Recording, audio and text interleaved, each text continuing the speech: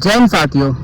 भाइयों, कल आप सबने देखा होगा अमेरिका ने सीज फायर लगा दिया है ईरान के ऊपर। इसराइल और अमेरिका एंड इसराइल का जो वॉर चल रहा है उसमें अब 14 दिनों के लिए सीज फायर लग चुका है। ये सीज फायर सिर्फ पता है किसने लगाया है?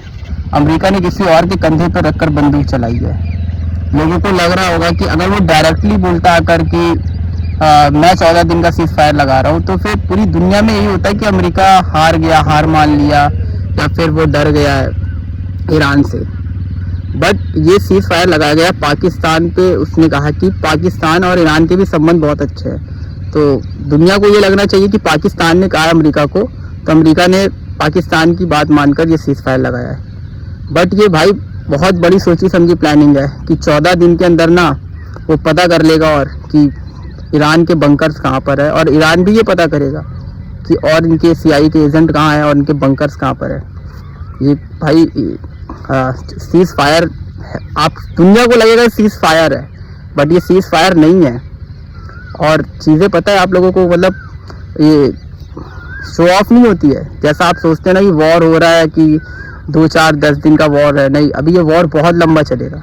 14 दिन के लिए सिर्फ रेस्ट मांगा गया है। मतलब दुनिया को लगना चाहिए कि हाँ सीज फायर है, लेकिन अभी जितने भी भाई फौजी भाई वहाँ पर घायल हुए हैं उनका उपचार होगा, उनका इलाज होगा, मेडिसिन दी जाएगी, मेडिकल के लिए उन्हें भेजा जाएगा। और जितने भी मिसाइलें भाई अभी इनकी यूज़ हुई हैं उससे भी कहीं ज़्यादा अभी भी ईरान के पास हैं।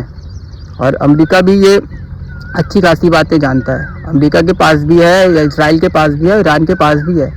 और अमेरिका ने बहुत बड़ी गलती की कि ईरान को मार के। ईरान भाई चुप बैठने वालों में से नहीं है। वो 50 साल पहले भी वो लड़ाई लड़ चुका है, और तब तक लड़ाई जब तक वो जीत नहीं गया या फिर पूरी तरीके से ख़त्म नहीं हो गया। तो जो भी भाई सोच रहे हैं कि ये सीज फायर है भाई, तो अभी बहुत लंबी लड़ाई होने वाली है। अभी तो सिर्फ लग रहा है। पहले देखो वॉर हुआ था कहाँ, रशिया और यूक्रेन का था। फिर उसके बाद धीरे धीरे आ गया या अरब में। और हो सकता है भविष्य में भाई, भगवान ना करे ऐसा हो, लेकिन हो भी सकता है कि अपने एशिया में भी ये हो सकता है। तो वो कहाँ की लड़ाई कहाँ तक आ गई है।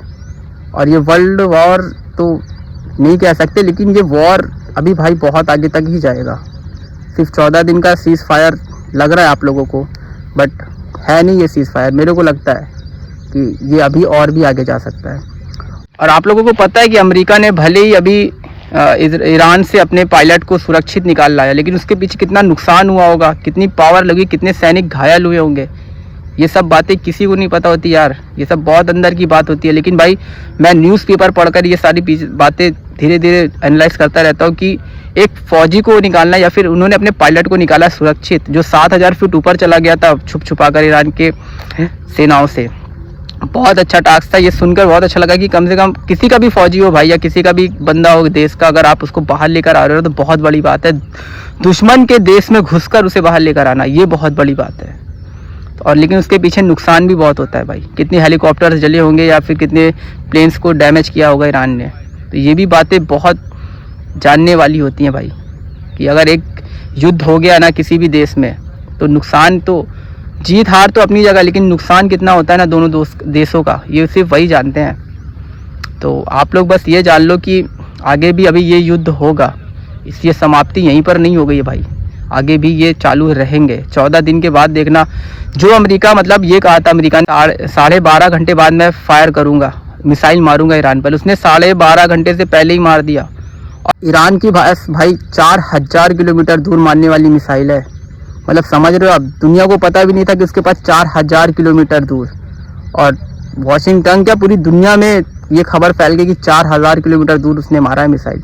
और हो सकता है कि उसके पास अभी और भी ऐसी मिसाइलें हों कि वो पीछे नहीं हटेगा भाई, और इससे ज़्यादा भी हो सकती है। तो कोई भी देश कभी भी आपको ये नहीं बताएगा कि मेरे पास कितने हथियार हैं या फिर कितनी पावर है मेरे पास। बाकी आप सब समझ रहे हो कि मैं क्या कहना चाहता हूँ। तो आप सब लोग बस ये जान लो कि जीवन में, या फिर हर किसी के जीवन में ये सुख दुख आते रहते हैं यार। बस वही जीतेगा जो स्ट्रांग है, जो मजबूती से लड़ना जानता है ना, वही जीतेगा भाई, वही टिका रहेगा, वही जिंदा रहेगा।